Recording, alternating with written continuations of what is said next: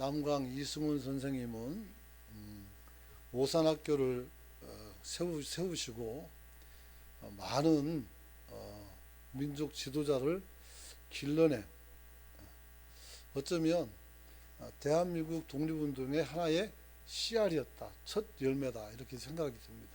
그래서 이분이 자기 자신을 희생하고 그리고 또 다른 사람을 도와서 희생했을 때 얼마나 많은 목회자들과 또 얼마나 많은 지도자들이 여기 출신인지 몰라요. 그래서 우리가 해방 이후에 정말 인재가 부족하지 않았던 것은 바로 이런 사람들의 헌신과 수고로움이 있었기 때문이다. 이렇게 말합니다. 근데 제가 왜 이분을 얘기하냐면 남강 이승우는 이런 명언을 남겼습니다. 땅속에 좋은 씨앗은 자기 힘으로 무거운 흙을 들치고 올라온다. 이렇게 말했어요. 좋은 씨앗은. 나도 뿌려진 씨앗만 있는 줄 알았더니 또 땅을 뚫고 나오는 씨앗도 있는 거죠. 그죠? 모든 씨앗은 다 땅을 뚫고 올라옵니다. 그래서 억압이 강하고 소망이 없지만 이것을 뚫고 나가서 열매를 맺고 싹을 틔우는 저와 여러분이 되시길 소망합니다. 케이커 교도지만 그 개신교죠. 거기는 목회자가 없습니다. 성도들이 굉장한 실력을 가지고 있어서 성경을 정말 원어로 다 읽고 해석할 정도로 대단한 분들이에요. 우리나라의 함석헌이라는 분 있죠. 서울 올림픽 할 때 공동 이제 대표가 됐던 분이죠. 이 사람의 사상이 뭐냐면 CR 사상이에요. CR. CR이 뭐냐면 씨 하나 그 얘기하는 것이죠. 이분은 굉장히 그 복음적인 사람이었었는데 나중에 이제 자기를 추종하는 사람들이 많아지니까 나중에는 변질이 좀 됐지만 그러나 이 CR 사상만큼은 굉장히 복음적이라는 건 알아야 됩니다. 그는 CR 사상을 이렇게 표현합니다. CR 사상은 껍데기를 깨고 알맹이로 살자는 사상이다. 이렇게 말합니다. 껍데기를 깨는 거예요. 우리가 한 알의 밀이 되어 땅에 떨어져서 죽는다는 말은 씨가 죽으면 싹이 안 나요. 그런데도 불구하고 죽는다는 표현을 한 것은 뭐냐면 우리의 두터운 껍질을 벗겨내고 그 속 알맹이에는 자양분이 싹을 틔워서 다른 열매로 나타나기 때문인 줄 믿으시기 바랍니다. 바로 그런 얘기를 하고 있는 겁니다. 그래서 자기를 보호하던 껍질을 모든 껍데기를 어떻게 돼? 깨야 된다. 여러분이 가지고 있는 생각들도 깨야 되는 깨가지고 어떻게 돼요? 하나님 앞에 바로 세워나가는 저와 여러분이 되시길 축원합니다. 저는 그것을 돌짝이든 가시밭이든 길짝밭이든 갈아엎으면 된다라고 말씀했어요. 밭도 중요하지만 중요한 것은 어떻게 내가 이것을 깨는 게 문제란 말이에요. 여기는 밭은 어떻게 땅을 얘기하는 거 아니라 우리 마음을 얘기하는 거란 말이에요. 똑같은 얘기죠. 그런 의미에서 십자가는 모든 껍데기 껍질을 어떻게 해요? 깨는 자리다. 이렇게 그런 말합니다. 십자가는 내 안에 있는 자아가 깨지는 자리다. 이렇게 말합니다. 그래서 내가 가진 생각들이 내가 가지는 관점들이 지식들이 깨어져 나가고 하나님을 향한 신앙과 하나님께 주신 지혜와 총명으로 오늘 우리가 하나님의 인도하심 속에 살아가는 성도가 되시길 축원합니다. 인간은 본래 창조될 때 하나님의 형상대로 창조되었고 하나님께서 우리 인생을 이끌어가기를 원하셨어요. 하나님의 뜻대로 살도록 그렇게 만들어 놨단 말이에요. 그러나 범죄한 인간들이 이것을 거부했기 때문에 이 땅에 죄악이 들어오고 악이 생기고 그리고 서러움이 생기고 슬픔이 생기고 그러게 되는 거 아니겠습니까? 그래서 십자가에서 죽으신 주님께서 다시 살아나는 것처럼 우리도 과거의 습성을 다 죽여버리고 새롭게 거듭나는 인생이 되라는 말씀으로 받기를 소망합니다. 그리고 이런 말입니다. 그러므로 씨 알맹이는 영원하다. 우리는 한 번 떨어져서 죽고 열매 맺고 끝나는 것이 아니라 그 열매를 통해서 우리는 어떻게 돼요? 영원히 살 수 있는 줄 믿으시기 바랍니다. 이순신 장군은 죽었죠. 그러나 이 나라를 지킨 훌륭한 장소로 지금도 계속 칭송을 받는 것입니다. 세종대왕도 죽었죠. 하지만 한글을 통해서 그의 업적을 통해서 여전히 우리 옆에서 그의 영향력을 발휘하고 있는 것입니다. 사도 바울도 죽었습니다. 베드로도 죽었습니다. 다윗도 죽었고 모세도 죽었고 다 죽었습니다. 안 죽은 사람 딱 두 사람입니다. 누굴까요? 에녹하고 또 그렇죠, 엘리야. 두 사람을 하나님이 살려서 데려갔어요. 그래서 우리는 지금도 어떻게 아브라함을 말하고 지금도 다윗을 말하고 모세를 말하고 우리는 바울을 말하고 베드로를 말하고 예수님은 살았으니까 예수님 말씀을 우리가 지금도 받아서 그를 뒤따라 살아가게 되는 줄 믿으시기 바랍니다. 그러므로 하나의 밀이 땅에 떨어지면 죽으나 싹이 트으면 100배, 60배, 30배의 열매가 맺혀지는 걸 여러분들이 믿으시기를 바랍니다. 예수님께서 씨 뿌리는 자의 비유를 통해서 하나님의 말씀을 받는 네 가지 마음의 상태를 이야기합니다. 오카노 목사님이 이 설교를 했기 때문에 제가 한번 들어봤습니다. 굉장히 은혜롭게 설교를 잘하셔요. 그러니까 한국에 치고 가는 설교가 맞죠. 근데 그분이 좋은 밥 빼놓고 나머지 세 가지 가시나 아니면 그 길가나 아니면 반석 위에 떨어진 이런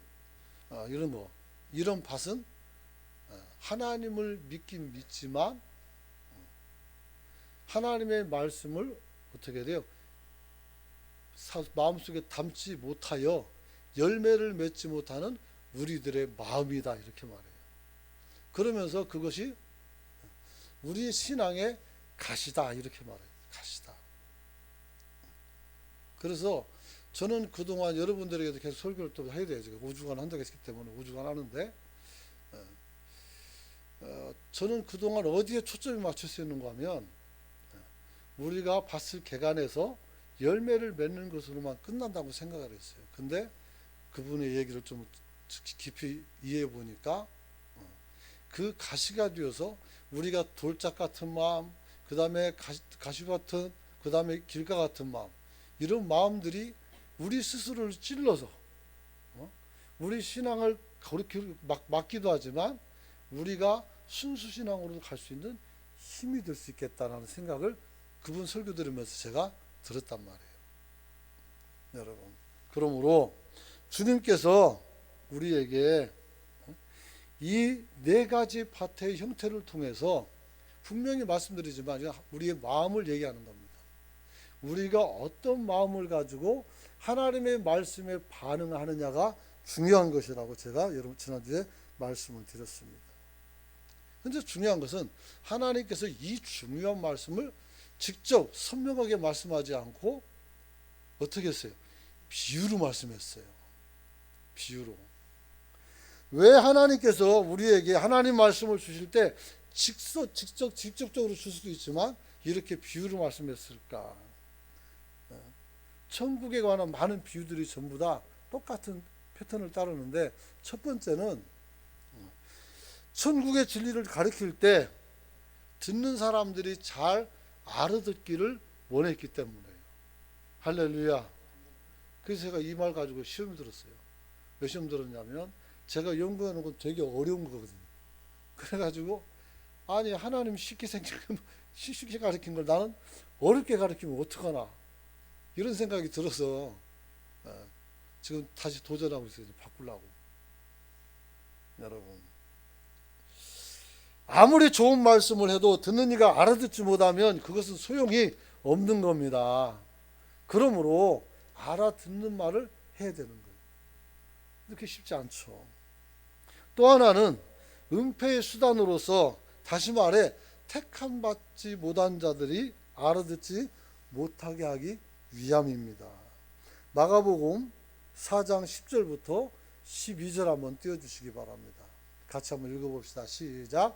예수께서 홀로 계실 때에 함께한 사람들이 12제자와 더불어 그 비유들에 대하여 물으니 이르시되 하나님 나라의 비밀을 너희에게는 주었으되 외인에게는 모든 것을 비유로 하나니 이는 그들로 보기는 보아도 알지 못하며 듣기는 들어도 깨닫지 못하게 하여 돌이켜 죄사함을 얻지 못하게 하려 함이라 하시고.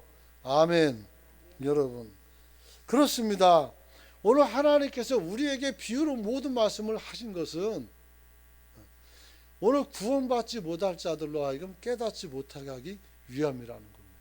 그럼 구원받지 못할 자가 누굽니까? 악한 사람들입니다. 죄악에 완전히 삼키는 사람들, 그리고 더 이상 돌아올 영광이 없는 사람들, 거짓말하는 것이 습관화된 사람들은 죽을 때까지 거짓말해서 못 벗어납니다. 모든 상황을 거짓말로 대처하면 그때는 넘어가요. 그러지만 한 1년, 2년 살다 보면 아, 이 사람이 형편없는 사람이구나 알게 되죠. 조심해야 돼요. 그렇죠. 우리가 한번 잘못된 죄악의 습관이 들어서 거기에 인입하게 버리면 우리 거기서 못 벗어나요. 이런 사람들은 깨닫지를 못하는 거예요. 나는 여기에서 이 간단한 이 네 가지 비유의 은혜의 말씀을 깨닫지 못할 자가 단 한 명도 없다라고 저는 믿습니다. 그러나 오늘 하나님 앞에서 거짓된 사람들은 이 말씀의 귀에 안 들을 수도 있어요. 들은다 할지라도 담아둘 수가 없어요. 왜냐하면 충돌해, 내 가치관으로 충돌을 해요. 둘 중에 하나를 버려야 돼요. 나를 버리든지 진리를 버리든지. 나를 버리면 살게 되죠. 그 진리를 버리면 편하지만 난 죽게 되는 것이죠.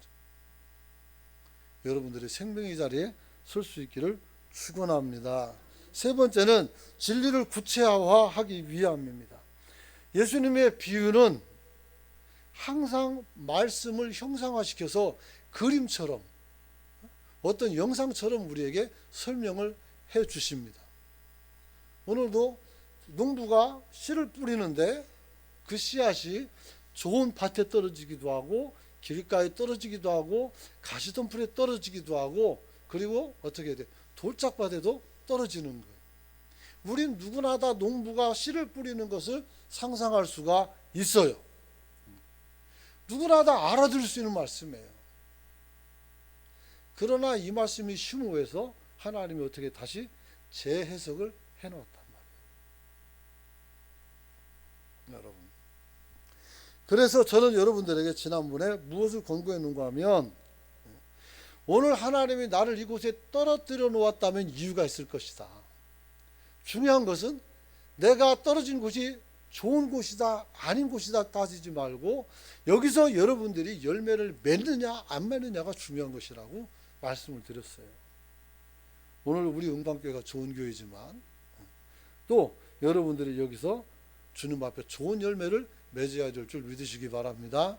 아니면 극상품 포도나무를 심었는데 네가 들포도를 맺히면 어쩌느냐는 이사야서 말씀이 우리에게 그대로 적용이 될 수가 있어요. 그러므로 더 나은 상태로 여러분들이 변화되고 더 나은 열매들을 많이 거두는 성도가 되시길 축원합니다. 두 번째는 우리가 지금 씨앗 상태를 유지하지 않고 기꺼이 뿌려지고 죽었다면 반드시 죽은 우리 몸에서 새로운 생명의 창조가 시작되고 있음을 여러분은 꼭 기억하고 살아가길 축원합니다. 그렇죠. 가장 신비한 것이 아이를 낳는 그 여성의 몸이에요. 사랑을 하고 아이가 생겼어요. 그래서 병원에 가니까 조그만 이게 태아가 있단 말이에요. 그런데 이 아이가 거기서 10달 동안 커요. 크고 그 다음에 나오면 손가락, 발가락, 양쪽 전부 다 10개씩 다 있고 코도 달려있고 눈도 있고 어떤 애는 다 똑같이 닮기도 하고 신기하기만 해요. 어찌 그럴까? 정말 신기하고 신비롭죠. 우리가 또한 어떤 식물을 심어도 마찬가지입니다. 사과를 쪼개면 씨가 나오죠. 그걸 땅에다 심으면 뭐가 나와요? 거기서 싹이 나고 나무가 크고 그 나무에서 또 사과가 나오는 거예요. 사과씨 하나는 썩어져서 이제 거기서 끝나지만 이 사과씨가 어떻게 나무가 되고 또 다른 사과가 돼서 오늘 이렇게 생명의 활동을 이루게 되는 줄 믿으시기 바랍니다. 그래서 그 사과가 또 떨어지면 거기서 또 다른 열매 나무가 나오고 그래서 울창한 사과숲이 될 수가 있는 겁니다. 그러므로 내가 하나님 앞에서 내 자아를 깨뜨리고 내가 하나님 앞에 죽어지면 거기에서 바로 영적 생명력이 잉태되어서 나도 살고 주변 사람들도 살고 주변 모든 사람들을 살리는 능력의 사람이 되는 줄 믿으시기 바랍니다. 여러분, 토양의 문제가 아닙니다. 하나님의 열매 씨를 우리가 어떻게 움트고 우리가 어떻게 이것을 열매 맺게 하느냐가 중요한 것입니다. 그래서 주님께서 뭐라 했어요? 귀 있는 자는 좀 들으라 이 말이에요. 귀 있는 자. 여러분이 알아야 되는 것은 하나님께서 언제나 씨를 뿌릴 때는 어디에 나와요? 좋은 씨를 뿌리는 거예요. 좋은 씨를. 그래서 극상품 포도나무를 전부 다 여러분들에게 주신 거예요. 심어놓은 거예요. 근데 여러분이 들포도를 맺을 것인지 아니면 참포도를 맺을 것인지 여러분들이 생각해 봐야 돼요. 여러분, 뿐만 아니라 하나님께서는 열매 맺는 모든 은총에 있어서 어떤 차별도 두지 않는다는 것을 여러분이 기억하시길 축원합니다. 하나님께서는 홍수가 나면 똑같이 홍수를 겪게 돼요. 가뭄이면 똑같이 가뭄이 온단 말이에요. 그럼에도 열매는 맺혀지는 줄 믿습니다. 제가 클 때 아주 너무 덥고 막 날씨가 가물어가지고 저희 집 앞에 있는 저수지가 말랐어요. 그래가지고 뻘이 되는데 사람들이 들어가서 막 가물치도 잡고 또 뭐 뱀장어도 잡고 막 잡아요. 그런데 그렇게 물이 없는데도 불구하고 가을에 논에서 또 추수를 했단 말이에요. 어디서 어떻게 하는지 잘 몰라요 저는. 하지만 그래도 저녁 때 또 가을 되니까 누런표가 익어가지고 고개를 숙이고 있더란 말이에요. 여러분, 오늘 아무리 메마른 곳이라도 심겨지면 오늘 열매를 맺는 자들이 반드시 있습니다. 우리가 그런 사람이 되시길 축원합니다. 세 번째로 이게 가장 중요한 건데 우리가 열매 맺지 못할 것을 염려하여 땅에 뿌려짐을 두려워하거나 죽기를 거부해서는 안 된다는 거. 군대 가는 게 두렵죠. 아이 낳는 것도 두렵죠. 여자들은. 그래서 연말에 아이를 낳을 때 어떻게 대돌에다가 신발을 벗어놓고 다시 한번 본다는 거야. 뒤돌아가면서. 왜? 죽을지도 모르니까. 지금은 병원에서 실력 좋은 산부인과 의사들이 애를 잘 이렇게 출산하게 도와주니까 괜찮지만 예전에는 아이 낳다 죽은 사람들이 꽤 돼요. 그래서 아이 낳는 것이 두려운 일이기도 하죠. 사랑하는 성도 여러분, 중요한 것은 열매 맺는 토양과 같이 하나님 말씀을 순수하게 받아들일 수 있는 유일한 반응은 한번 따라서 합시다. 순종과 인내, 믿음. 왜 믿음을 가장 마지막에 했냐면 믿음이 중요한 거예요. 설교 때 믿음을 앞에 놨어요. 여러분, 순종하고 인내하고 이렇게 하면 하나님이 나를 통해서 열매를 맺을 것이라는 신뢰, 이것을 여러분이 기억할 수 있기를 축원합니다. 우리는 그래서 어떤 상황에도 변치 않는 성실한 마음의 밭을 만들어가는 성도가 되시길 축원합니다. 축원합니다. 그런 거죠. 그래서 누가복음 8장 15절을 보니까 좋은 땅에 있다는 것은 착하고 좋은 마음으로 말씀을 듣고 지키어 인내로 결실하는 자니라, 이렇게 똑같은 얘기지만 기록됐단 말이에요. 그래서 착하고 좋은 마음이 뭐예요? 성실한 마음을 이야기하는 거예요. 하나님 앞에서 성실한 저와 여러분이 되시길 축원합니다. 사람들이 만만한 사람들을 착한 사람이라고 말하는 걸 봤어요. 틀린 겁니다. 착한 사람은 그런 사람이 아니에요. 착한 사람은 모든 것을 알면서도 어떻게 돼요? 수용하고 받아들여주고 인정해주고 기다려주는 사람들이에요. 그거를 쉬운 사람으로 생각했다면 정말 미련한 사람들이에요. 자기 생에 있어서 몇 안 되는 정말 우리가 말하는 귀인이라고 말하는 세상 말이죠. 귀중한 사람이 내 앞에 왔음에도 여러분이 발로 차서 쫓아내는 것과 똑같아요. 거대한 다이아몬드들을 발견해가지고 주머니에다 넣지 않고 집어 던지는 사람과 똑같은 거예요. 이런 미련한 짓이 어디 있어요? 여러분, 성실한 마음은 착한 마음으로 마음 중에 하나로서 어떻게 돼요? 변치 않고 꾸준한 것을 얘기하는 거예요. 우리가 주님 앞에 성실한 마음을 갖기를 축원합니다. 축원합니다. 여러분, 어거스틴도 로마서 3장 11절로 14절 말씀을 보고 어떻게 돼요? 그 타락한 마음을 성실한 마음으로 바꾸어서 하나님의 큰 일꾼이 된 줄 믿으시기 바랍니다. 이 세상에는 많은 주의 종들이 전부 다 회개를 통해서 우리의 악을 내려놓고 성실함과 믿음의 마음을 우리가 취했다는 거예요. 거듭남이라는 게 뭡니까? 우리가 어머니 몸속에 들어갔다 나오는 것이 아니라 하나님의 말씀을 나의 삶의 앞에 두고 그것을 따라가는 상황을 얘기하는 거예요. 그러기 위해서는 버릴 게 참 많아요. 그래서 한 부자가 와서 청년이 내 같으면 천국 가냐고 했을 때 재물 얘기가 나오잖아요. 그걸 못 버리잖아요. 못 버리죠. 욕심도 못 버려요. 잘. 또 습관도 잘 못 버린단 말이에요. 여러분들이 싸워서 이길 수 있기를 축원합니다. 세상에서 가장 우리를 대적하는 것이 무엇인지 압니까? 원수가 아니라 나 자신이에요. 좀 더 높자, 좀 더 차자, 게으름 피우고 이 정도면 됐어, 아이 대충 하면 되지, 이런 모든 것들이 다 어떻게 돼요? 우리를 쓰러뜨리는 잘못된 습관인 줄 믿으시기 바랍니다. 그러므로 우리가 주님 앞에 바뀌었다는 것은 바로 이런 습관을 뜯어고치고 내가 할 일을 하고 내가 또 어떻게 됩니까? 정직하게 하고 바르게 하고 의롭게 하고 선하게 하고 주님의 십자가 앞에서 늘 나 자신을 살펴서 또다시 죽어지는 그런 삶을 살아가는 저와 여러분이 되시길 축원합니다.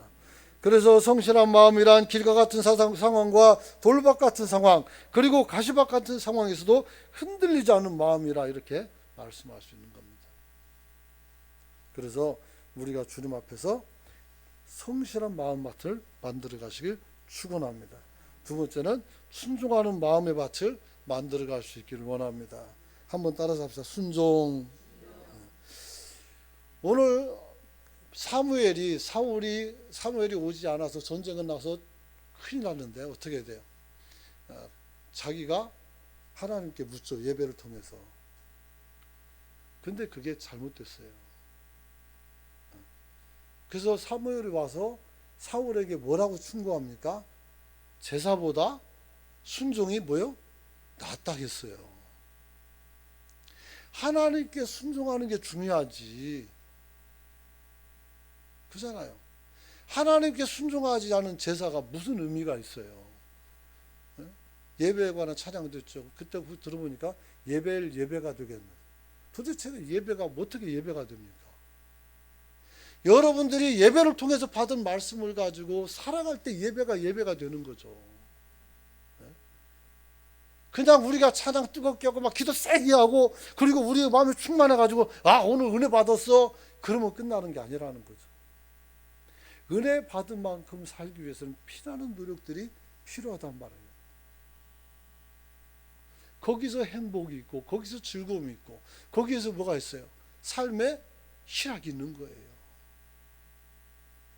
여러분, 오늘 예수님께서도 우리를 위해서 순종하고 허물 많은 우리는 더욱더 하나님 말씀에 순종하는 저와 여러분이 되시길 축원합니다. 로마서 5장 19절 있는 말씀 한번 같이 읽어보길 원합니다. 로마서 5장 19절 말씀입니다. 시작. 한 사람이 순종하지 아니함으로 많은 사람이 죄인 된 것 같이 한 사람이 순종함으로 많은 사람이 의인이 되리라. 할렐루야.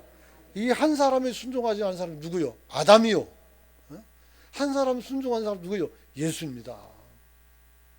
그래서 한 사람이 순종하지 않으니까 모든 인류가 지에 빠져 다 죽음의 자리에 떨어지고, 한 사람이 순종하니까 우리가 죽음에서 살아서 천국으로 가게 되는 거 아니겠어요? 여러분이 순종하면 교회가 살고, 여러분의 가정이 살고, 자녀가 살고, 후대들이 살아갈 줄 믿으시기 바랍니다. 순주들이 할머니의 믿음을 본받도록 살아가시길 축원합니다. 여러분, 오늘 아들들이 아버지의 신앙을 본받도록 살아갈 수 있기를 축원합니다. 자녀들도 내가 아직 자라지 못했다는 것을 이해하고, 아버지가 사는 세상과 어머니가 사는 세상을 함부로 예단하지 않기를 원합니다. 그것을 교만이라고 하는 거예요. 교만이라고. 살아보지 않았으면 말할 수가 없어요. 그렇죠. 국제시장에서 막 6.25 끝나고 나서 얼마나 처참한 삶이 살아 있었겠습니까? 사람은 모였고 먹는 것은 한정 있고, 그러니까 얼마나 큰 살아남는다는 게 경쟁이 있었겠습니까? 그걸 알지 못하는 사람들이 왜 아버지는 그따위로 살아요? 이렇게 말할 수 없어요. 니도 너를 굶어봐라. 어떻게 되는가? 그렇잖아요. 어려워요. 사람이 이 생리적인 욕구를 참는 게 굉장히 어렵습니다. 그걸 이긴 사람들 아니겠습니까? 여러분, 아람 왕의 군대 장관 나하만이 엘리사의 말씀대로 요단강에 가서 7번 몸을 잠겼을 때 문둥병이 깨끗이 치유된 줄로 믿으시기 바랍니다. 오죽하면 주님께서 말씀합니다. 구약에 여러 많은 사람들이 있었지만 오직 아람 사람 나하만만이 문둥병 고침받았다고 했어요. 그게 다 뭡니까? 순종이에요. 순종.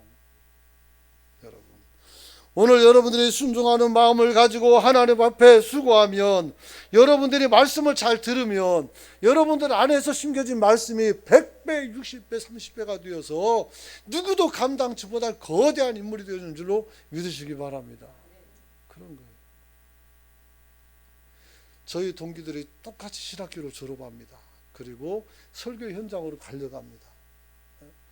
오늘 열심히 설교를 준비하고 열심히 애쓰는 사람들 다들 했겠지만, 하지만 작은 차이가 나중엔 큰 차이가 되는 것입니다. 교회 크기를 말하는 것이 아니라 신앙의 믿음의 크기를 이야기하는 것입니다. 사랑하는 성도 여러분, 오늘 저와 여러분들은 오늘 100배의 축복을 받는 사람이 되시길 축원합니다. 축원합니다. 여러분, 그리고 세 번째 마지막으로 오늘 이 비유를 통해서 우리는 세 가지 또 교훈을 얻을 수 있어야 됩니다. 첫째는 열매 맺지 않은 세 종류의 토양과 같이 많은 사람들이 하나님의 말씀을 접할지라도 다양한 모습과 이유로 구원에 이르는 믿음을 소유하지 못하여 열매 없이 죽어간다는 사실입니다. 여러분, 중요한 것은, 성도들은 그래요. 우리 교회가 뭐 좋다 나쁘다 하고, 또 누구는 좋다 맞다 보면 장로님이 좋다, 목사님이 좋다 나쁘다 이렇게 한단 말이에요. 아무 의미가 없는 거예요. 중요한 것은 뭐냐면 너는 좋은 사람이냐 아니냐는 거예요. 나는 좋은 사람이냐 그렇지 않은 사람이냐, 나는 순종할 수 있는 사람이냐, 나는 믿음을 가지고 있는 사람이냐, 나에게 하나님의 말씀이 주면 그것이 나를 사로잡아서 그 말씀에 내게 얽매여서 살아갈 수 있는 그런 사람이냐, 아니면 자유한 사람이냐. 이 작은 차이가 어마어마하게 커진다는 걸 알고 계십니까? 여러분, 천안에서 기차가 내려오다가 대전쯤 가게 되면 하나는 유성 쪽으로 가고 하나는 어디로 갑니까? 대구 쪽으로 간단 말이에요. 그 철로에서 기차가 멀어질 때는 처음 시작점은 굉장히 작은 공간이었어요. 그러나 조금 걸어가다 보면 호남선도로 가는 철로는 내게서 점점점 멀어집니다. 그리고 부산에 도착했을 때는 그 철로 끝에 가려면 엄청나게 먼 목포까지 가야 되니까 차 타고 4시간 가까이 가야 돼. 지금은 똑같지만 여러분이 1년 후에 또 2년 후에 3년 후에 어떤 사람이 되어 있을까를 생각해 볼 수 있기를 축원합니다. 그런 의미에서 서로 인사합시다. 좋은 사람이 되겠습니다. 뒷사람에게도 좋은 사람이 되겠습니다. 꼭 이런 거 시키면 저만 쳐다보는 분이 있어요. 저 보지 말고 아셨죠? 그런 걸 서로 쳐다보면서 이 성도의 교제라는 거예요. 두 번째는 열매 맺는 토양과 같이 하나님의 말씀을 순수하게 받아들일 수 있는 유일한 반응은 거듭남의 증거인 열매를 낳게 하는 순종과 인내라는 것. 다시 말하면 우리가 하나님 앞에 거듭나서 하나님의 음성을 듣고 그것을 순종하고 그걸 통해서 참아내는 것. 이것이 바로 우리의 인내를 키우는 줄로 믿으시길 바랍니다. 그렇죠.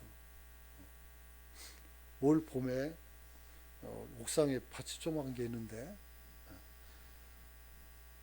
참외나무 같은 거 심었는데 나중 보니까 시퍼렇고 동그란 게 생겼어요. 이게 뭔지 몰라가지고 그랬어요. 메론이었어요. 메론. 뭘 잘못 심은 거겠죠. 우리가 씨를 몰라가지고. 그래가지고 노랗게 익을 때까지 기다리니까 썩어가지고 먹어보지도 못했어요. 여러분, 오늘 열매 맺는 토양같이 하나님의 말씀을 순수하게 받아들일 수 있다면 여러분들이 거듭난 자로서 증거가 나던데 믿음의 열매가 맺혀지게 되는 줄 믿으시기 바랍니다. 좋은 토양은 좋은 마음밭에서 시작되고 거기에서 순종과 인내하는 마음이 있어서 어떻게 돼요? 좋은 열매를 맺는 거예요. 마지막으로 기쁨으로 예수님을 영접한 경험이 있는 것도 중요하지만 오직 끝까지 열매 맺는 삶을 살아가는 성도가 되시길 축원합니다. 단순히 교회 다니고 있는가 아닌가 이게 아닙니다. 예수 그리스도를 개인의 주와 하나님으로 영접하는가 하는 질문이 아니라는 겁니다. 지금 내가 그런 사람이라면 하나님 말씀의 씨알이 내 속에서 어떻게 풍성하게 나타나느냐가 중요한 것입니다. 그 말씀을 품고 우리가 살다가 어느 순간 되면 그 말씀이 나를 어떻게 해요? 풍요롭게 만들어가고 또 여러분이 다른 사람도 풍요롭게 만들어갈 줄로 믿으시기 바랍니다. 여러분, 주님의 제자로서 우리는 어떤 열매를 맺습니까?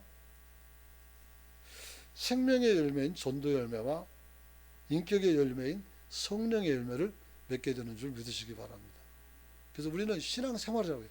신앙은 성령 안에서, 생활은 성령을 통해서 세상 가운데서 살아가는 거예요. 여러분들에게 끝까지 제자의 삶을 살아갈 수 있느냐고 묻는 것과 똑같은 겁니다. 아무리 좋은 밭도 1년만 썩혀놓으니까 누가 갖다 놓지도 않는데 웬 자갈이 그렇게 많이 생기는지 모르겠어요. 그리고 막 거대한 풀들이 엄청나게 자라나요. 그래가지고 야, 밭을 놀리면 안 되는 건가? 이런 생각이 들기도 해요. 여러분들이 조금만 마음을 놓고 산다면 우리는 어떻게 돼요? 하나님께로 멀어져요. 하나님께로 가까이 가는 저와 여러분이 되시길 축원합니다. 그러므로 어떤 상황에서도 포기하지 않고 타협하지 않고 자신을 부인하고 십자가를 지고 예수를 따르는 여러분들이 되시길 축원합니다. 분명한 것은 오늘 이 세상에서 시작된 변혁의 사역의 부름은 굉장히 쉽지가 않습니다. 우리가 변화되고 새로운 삶을 사는 것은 결코 쉽지 않습니다. 옥토의 삶을 살 때 생명의 열매를 나무로 씨 뿌리는 자에게 큰 기쁨이 되는 것처럼 우리는 하나님을 기쁘게 할 수가 있습니다. 여러분, 오늘 여러분의 마음의 밭을 오늘 넓고 좋은 밭으로 만들어 갈 수 있는 성도가 되시길 축원합니다. 아무리 밭이 좋아도 그 크기가 작으면 어떻게 돼요? 의미가 없어요. 그래서 시편 81편 10절에 보면 나는 너를 애굽 땅에서 인도할 여호와라 이렇게 말합니다. 하면서 나는 내 하나님이니 내 입을 크게 열라 내가 채우리라 하였다 그랬어요. 입을 크게 열라고 하품하지 말고 입을 크게 열라는 얘기는 마음을 크게 가지라는 얘기 아셨죠? 조그만 간장한 종지에다가 돌을 던지면 거기에는 물이 다 튕겨나가요. 하지만 큰 바다에는 여러분이 들 수 있는 아무리 큰 돌을 던져도 튕겨나오지 않아요. 다 수용하는 겁니다. 그래서 오늘 버클리라는 신학자가 옥토 같은 마음을 이렇게 정의했어요. 버클리는 유명한 신학자죠. 첫째는 이해력 있는 마음이다. 다른 사람을 수용한다. 두 번째는 열려있는 마음이다. 세상을 가슴에 담는 사람이라겠죠. 준비되어 있는 마음이라 많은 지식과 지혜를 담고 있는 사람이죠. 넷째로 행동에 옮길 수 있는 사람, 실천적인 사람을 이야기하는 것이죠. 오늘 우리가 이런 사람이 돼서 여러분들이 이제 옥토도 그다음에 자갈밭도 또 가시밭도 다 봐야 돼요. 길사도 하나씩 뜯어서 이제 설교를 하게 되는데 그때마다 여러분들이 이런 좋은 밭이 되어서 오늘 살아가기를 꿈꾸는 저와 여러분이 되시길 축원합니다. 그러면 우리 함께 기도하길 원합니다. 우리가 주님 앞에 옥토밭이 되길 원합니다. 버클리가 말한 대로 이해력 있는 마음을 갖게 달라고, 내가 열려있는 마음을 달라고, 준비되어 있는 마음을 달라고, 그리고 행동할 수 있는 마음을 달라고 여러분들이 주님 앞에 주의 주고 통성으로 기도하길 원합니다. 주의